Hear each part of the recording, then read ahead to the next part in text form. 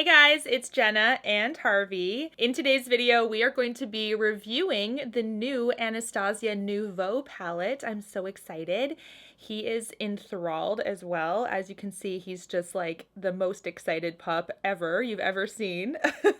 This is a new palette from Anastasia Beverly Hills that's getting a lot of attention, so I'm really excited to bring my review to you guys. I really hope this is helpful, and let's get started. So let's get right on into the review. This is the newest palette from Anastasia Beverly Hills. This is the outer packaging. It's a beautiful green sage color. I really love this. This is called Nouveau, which is French for new, and this is the eyeshadow and pressed pigment palette. It's an all-in-one palette for instant, effortless looks from on the go to ultra glam. This palette is made in the USA. It is certified cruelty-free. Also has a 12-month shelf life. 12 months, I'll probably have this longer than that. Just saying. This is the palette itself, though. It is stunning. It almost has, if you guys can hear that, it's like a little bit of a texture on the front. It almost feels like a pressed tweed or something, like a very hard pressed tweed. That's sort of how it feels. It's not at all like, you know, soft or anything, but it just has that really gorgeous texture to it. And this is the palette. It matches the outer packaging, but this is so beautiful. Here are the shades on the inside. They are stunning. We do have duochromes in here, mattes and shimmers. I love this one. This sort of gives me Makeup by Mario and Anastasia collab with a little bit more bright spring tones popped in, sort of like that. So there's like a little bit of inspo from there, at least for me, with some of those greens, but this is such a beautiful palette. Interestingly, in this palette, there are 12 shades versus 14. This is the now discontinued, unfortunately, Sultry palette. It's stunning. I still have it in my collection. And you can see that this is kind of like her standard packaging. So it normally comes with a brush. This one does not. And this one has 14 shades, but they're also smaller panned. This one has 12 shades. They are larger pans, no brush included in this one.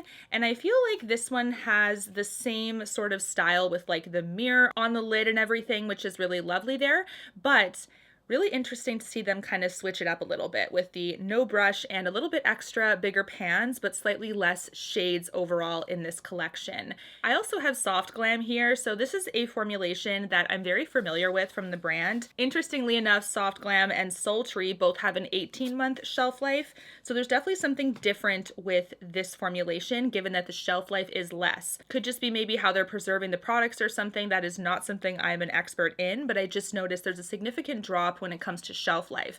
So it could be something going on there with either formulation or how, I guess, they're preserved in the pan. Let's talk about all of the shades in this palette as well, because there's quite a few different finishes in here. So going from top left, we have Wings, which is a metallic silver green. We have Isle, which is a metallic blonde gold. Belle is a metallic antique bronze. Wisteria is a matte pastel lavender with sparkling effects, according to the brand. Lily is a metallic rose gold with multi-dimensional reflex. Hope is a metallic olive green with gold reflex. Paloma is a matte creamy ivory with sparkling reflex. Fleur is a matte golden peach.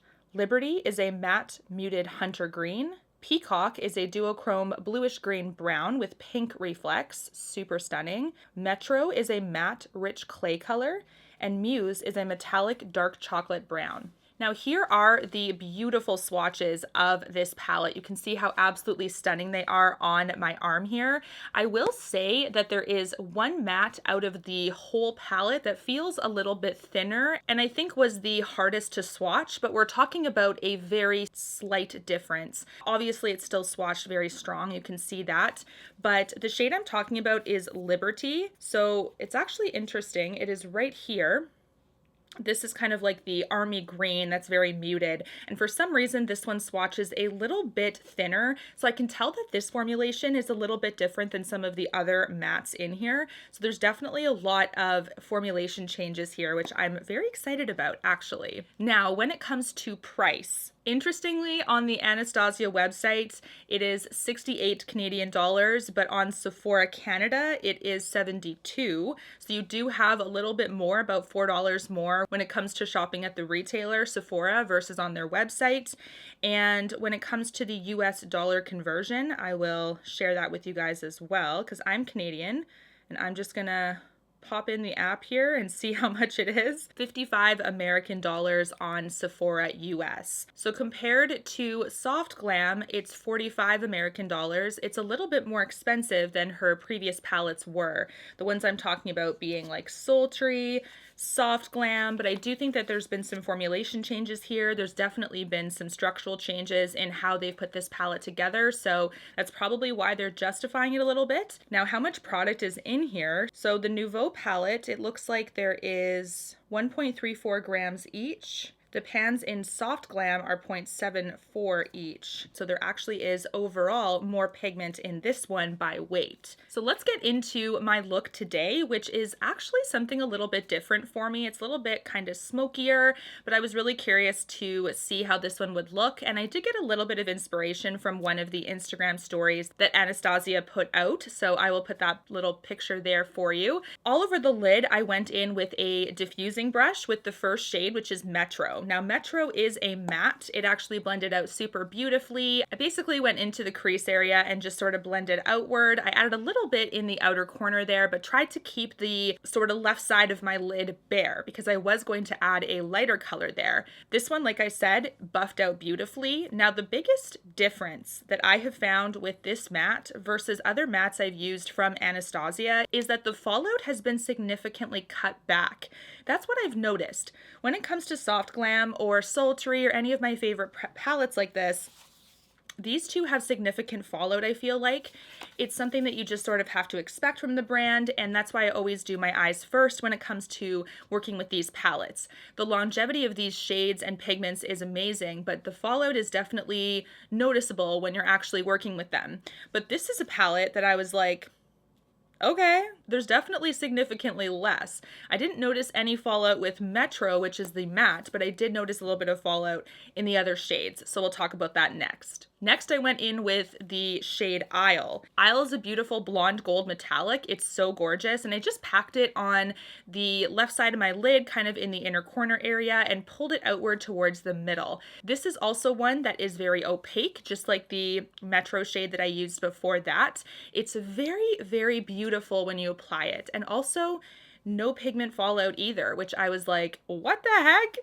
When I was using the metallics and Soft Glam in particular, I would definitely notice some fallout, and that's just something, you know, come to expect from the brand, which was fine by me as long as I prepared for it.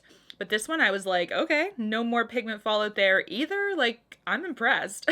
Like, right away, what the heck? So definitely one of the biggest surprises and the biggest difference when it comes to formulation from older palettes you might be used to compared to this new one. I placed a little bit of Metro on the kind of bottom lid there a little bit, just to add a little bit more of that smokiness and to kind of pull the look together. I knew that I was going to cover up quite a bit of the red when I put on the darker shade that I'm going to talk about next. So I wanted to have a little bit more peek through to kind of put this look together a little bit more cohesively. Now, the last shade I used today, which, like I said, this is not a complicated look, but it almost looks complicated when you're looking at my eyes, which is kind of nice. This is the shade Muse. This is a dark chocolate brown. It is so, so beautiful, very pigmented. I had to be really careful with this one, so I used a smaller brush and placed it very carefully on the outer part of my lid. This is the only one where I noticed very slight pigment fallout on my cheeks. So not even like the typical mess that you're used to when it comes from other formulations she's done. Like I said, I've said it so many times, I feel like this is one where that's the biggest difference when it comes to working with her formulations. I feel like this could be a palette where you don't necessarily have to do your eyes first, which is kind of a game changer to some people that might not want to do that. So this is how the look came together, which I really, really like. I did put some black liner. I used the Gucci liner today, and I also put on some lashes over top from Velour lashes. So this is the completed look, plus, of course, the face. And I'm really, really impressed, you guys. I could not be more excited to continue to play with this. Now let's talk about the color story here, because I think a lot of people are going to be like, what is this? What's going on? I do think the only thing that I could kind of just nitpick on is, of course, we have this kind of interesting matte here, Liberty, which is a little bit kind of like, has more of a smoothness and more of a thinner quality to it, but I think it's going to be okay when you're packing on the eye there, so not a problem. But you will see when you get this palette that it sort of swatches a little bit differently. But I would say this is one that could maybe have been a bit more rearranged. Sometimes palettes are placed in fours, so you can sort of see like 3 different looks or something. And I think this one's a little bit more challenging for that. So maybe like a rearrangement of putting the shades in a different order could maybe make the palette look a little bit more beginner friendly to some people, but that's just nitpicking. I actually think that this is still really, really lovely laid out. Otherwise, I think this is great. I think you can play with it. I think it's fantastic. You know, we do have that really beautiful like light matte we can anchor looks with and then just build from there. This is actually the second time I have worn this palette. So I've actually worn it yesterday as well when I got it. And this is one where the shades last such a long time. And that was something that I was kind of worried about. If they're changing the formulation up, is there going to be some, you know, besides the decreased shelf life, is there anything else that we're kind of taking away from their best-selling formulation from previous palettes? And no, like everything looks amazing. It was actually super hot yesterday, and when I was walking around, it didn't even break down or crease.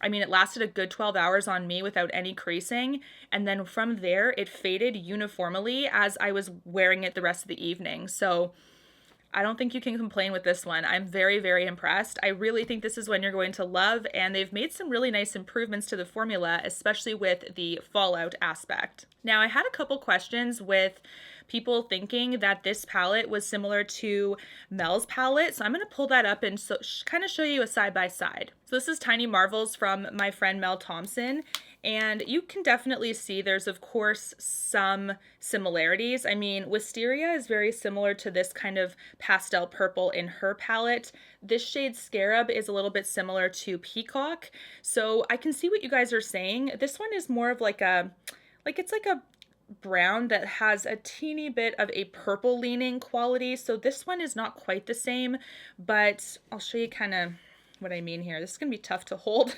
Don't wreck anything. Okay.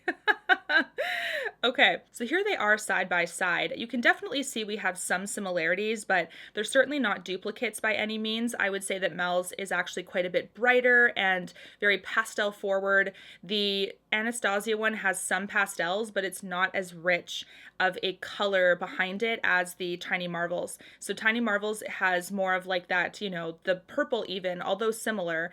The Tiny Marvels purple is actually like brighter than the Anastasia, which is more muted, right? So I feel like they definitely are distinct enough. If you do have the Tiny Marvels palette already, there's not going to be a ton of overlap there. I do think you're going to still use both of them and enjoy both of them. Let me know what you guys think of this palette. I'm so curious. I've heard a lot of you guys are picking it up, so let me know your thoughts. Hopefully this review is helpful, and until my next one, guys, take care and stay safe. Bye, guys.